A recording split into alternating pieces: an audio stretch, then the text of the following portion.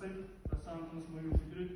Расулдан айтатын, саған осыншама жақсылық ойлаған адамды өз қолымен өлтіріп, сен айтып отырсың да, мен оны қасақана өлтірген жоқпын, өзімді қорғау мақсатында. Егер де өзін қорғау мақсатында жасаған болсаң, егер сен сол бір қылмысты жасағаннан кейін сол өкінген күйде келуің керек еді. Ендігі өміріңді өзіңнің, және артында алған 5 балаңды, және де әке шешеңді өзіңнің бағып баққан. Және де осы адамдардың артында алған бауырларына өшпестей өкініш қылдырып барсың да.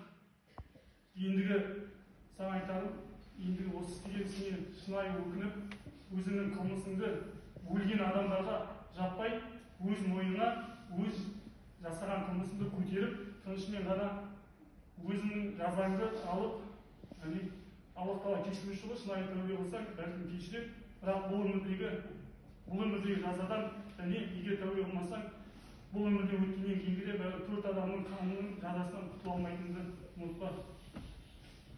Енді қалған артындағы балаларыңды шамамыз келгенше нағашылық қызметін көрсетіп бардық, көріп барылады.